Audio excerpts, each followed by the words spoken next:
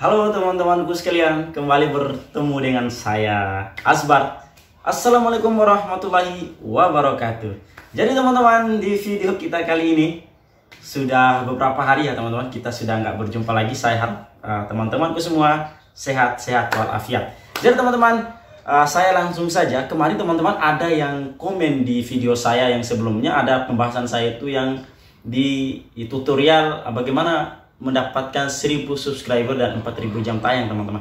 Tapi komennya begini, Bang, coba bikin tutorial agar kita percaya diri berbicara di depan kamera. Jadi mungkin saya di sini tidak terlalu mahir ya teman-teman, tapi jujur saja saya juga pemula, saya juga orang baru dalam dunia YouTube. Tapi di sini saya akan coba memberikan tutorial atau tricks and tips untuk teman-temanku yang ingin belajar berbicara dan ingin percaya diri berbicara di depan kamera. Jadi teman-teman, kita seorang YouTuber itu teman-teman harus bagaimana kita berbicara di depan kamera ini seolah-olah kita sedang berbicara 10 atau 20 bahkan ratusan orang. Jadi kita sekarang itu tidak berbicara sendiri. Oke, saya langsung saja teman-teman masuk di poin pertama. Tapi setelah itu teman-teman, jangan dulu ya, jangan dulu, kita lanjut. Setelah ini teman-teman like dulu, komen dan subscribe teman-teman dulu ya. Oke, subscribe ya. Tapi bahasa saya subscribe. Tapi setelah itu teman-teman, saya harap teman-temanku hari ini jangan men-skip videonya, karena memang beberapa trik dari saya ini sedikit ampuh kalau menurut saya.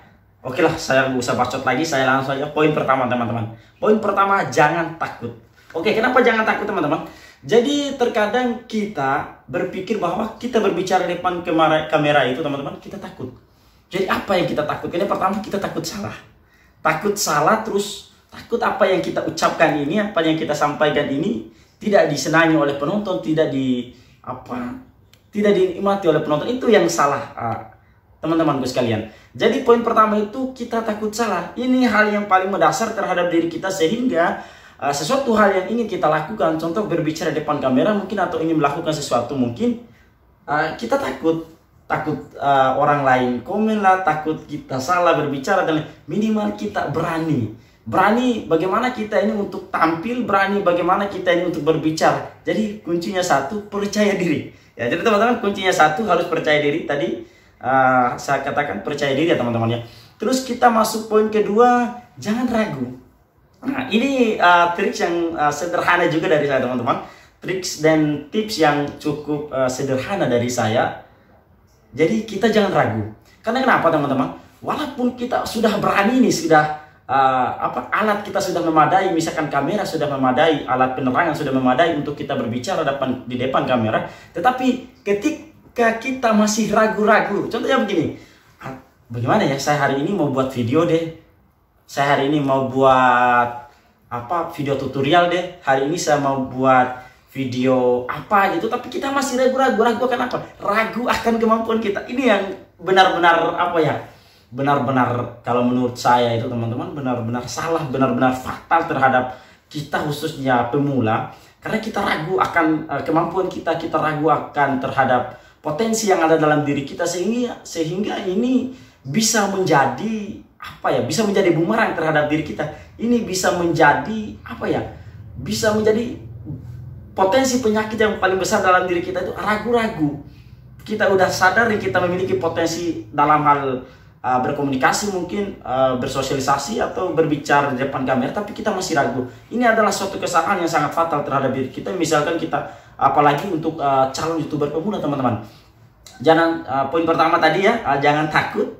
Terus yang kedua, jangan ragu. Jujur aja teman-teman, saya juga ini bukan pembicara yang pro, bukan pembicara yang profesional, karena saya ini masih baru juga, masih belajar. Beberapa hari terakhir ini teman-teman, saya terus mengasah kemampuan saya, terus belajar untuk berbicara, bagaimana memberikan suatu tayangan, bagaimana memberikan suatu suatu video yang benar-benar bisa dinikmati oleh khalayak misalnya. Jadi hal ini kita harus jangan takut. Terus poin kedua, jangan ragu.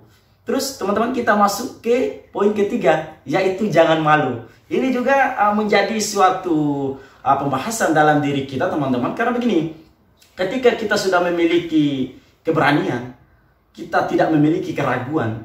Terus poin ketiga tadi adalah kita jangan malu. Malu ini teman-teman bukan berarti kita malu Terkadang kita ini sudah memiliki beberapa kemampuan, beberapa keberanian dalam diri kita, kita malu untuk tampil. Malunya kenapa teman-teman? Karena begini, biasanya kita jujur ya teman-teman, apalagi kita ini orang-orang baru ya di dunia YouTube ini, apalagi kita ini orang-orang yang benar-benar awam atau amatir bisa dibilang gitu ya. Beda dengan seperti orang-orang yang Najwa Shihab misalnya, terus beberapa orang-orang pembicara handal di televisi, teman-teman. Mereka itu memiliki beberapa potensi dalam diri yang terus diasah. Jadi malu itu harus kita dihilangkan dalam diri kita sehingga kita berani tampil, berani mengeluarkan, berani pokoknya kita akan hilangkan rasa malu dalam diri kita sehingga kita berani untuk tampil dan berbicara di depan kamera, teman-temanku sekalian. Tapi dalam pandangan saya teman-teman sekalian, ketiga poin ini memang sangat berpengaruh, sangat bermanfaat dalam diri kita. Jujur saja ini saya berbicara di depan kamera ini teman-teman hampir 6 menit sekian, tapi lewat hal ini bagaimana kita menghadirkan ketenangan dalam diri kita, menghadirkan kepercayaan dalam diri kita bahwa apa yang kita sampaikan, apa yang kita ucapkan ini bisa dinikmati oleh orang lain.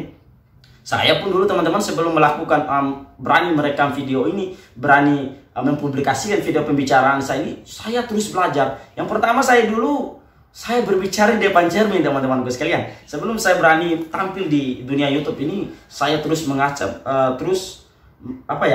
nonton tutorial-tutorial di YouTube misalnya, bagaimana sih berbicara berbicara yang lebih tenang, berbicara yang profesional, bagaimana memberikan suatu tayangan lebih bagus. Saya banyak nonton tutorial-tutorial sehingga sampai detik ini teman-teman, walaupun saya tidak terlalu profesional, minimal saya agak sedikit berani percaya diri. Tapi kalau menurut saya teman-teman, dari ketiga poin yang saya bahas tadi, yaitu jam terbang.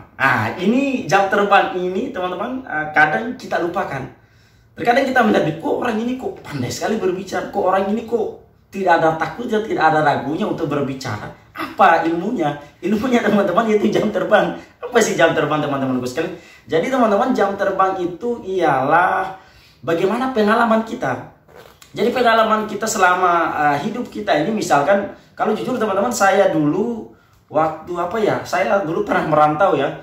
Tapi saya merantau itu teman-temanku sekalian, saya bekerja di bagian sales.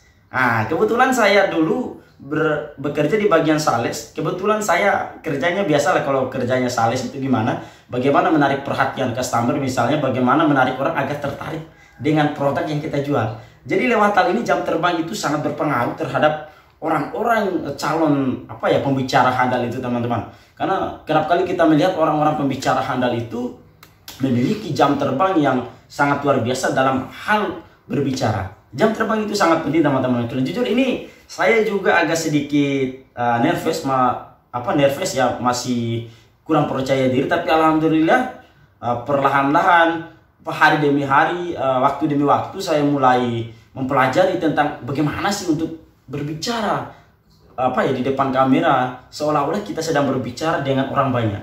Jadi itu adalah tugas seorang YouTuber itu teman-temanku sekalian. Bagaimana dia berbicara depan kamera ini seolah-olah dia sedang berbicara dengan ratusan orang, bahkan puluhan ribu orang. Ini adalah tugas besar seorang YouTuber, vlogger atau seorang konten kreator. Dia harus belajar bagaimana berbicara di depan kamera itu teman-temanku sekalian. Terus selanjutnya banyak ya dari kita ini ingin sukses dalam hal berbicara, dalam hal bagaimana memberikan edukasi atau pandangan dan gagasan dan lain sebagainya, tapi kita tidak mau belajar. Ini yang sangat berbahaya. Contohnya, misalkan teman-temanku yang hari ini ingin pandai berbicara, ingin percaya diri berbicara, tapi tidak ada tindakan. Ini bisa gagal, bisa yakin dan percaya kita tidak akan memiliki kemampuan dalam hal berbicara. Misalkan ketika tidak berbelajar, yang pertama kita itu sering-sering lah nonton konten-konten konten-konten tutorial agar bagaimana percaya diri berbicara di depan kamera. Terus tutorial kita banyak. Pokoknya sekarang itu tergantung dari kita lah teman-teman sekalian. Tidak ada yang tidak bisa kita lakukan sekarang itu, semasih itu di ruang lingkup yang baik, di ruang lingkup yang hal-hal yang positif pasti bisa kita lakukan. Karena memang saya melihat begini, Karena sekarang itu banyak konten-konten kreator yang memiliki banyak-banyak video, tapi mereka mengutamakan dan mengedepankan bagaimana knowledge mereka atau cara berbicara mereka. Jadi seorang konten kreator atau para YouTuber itu teman-temanku sekalian, mereka menggunakan senjata handalnya, yaitu bagaimana pandai-pandai atau lihai-lihai berbicara di depan kamera. Jadi mungkin ini dulu ya teman-temanku sekalian, karena ini saya menjawab video komentar dari subscriber saya, Bang, bagaimana sih cara berbicara biar lebih bagaimana biar percaya diri berbicara di depan kamera kita, kira-kira begitu ya. Untuk temanku yang komen itu, inilah balasan dari komentarmu. Terima kasih atas komentarnya. Saya harap teman-temanku yang yang baru aja bergabung di channel ini, jangan lupa di like, komen, dan subscribe ya teman-teman. Saya akan terus memberikan video-video edukasi dan lain sebagainya. Mungkin itu aja teman-temanku sekalian. Oke, wabillahi taufiq wal hidayah. Wassalamualaikum warahmatullahi wabarakatuh teman-teman. Dah.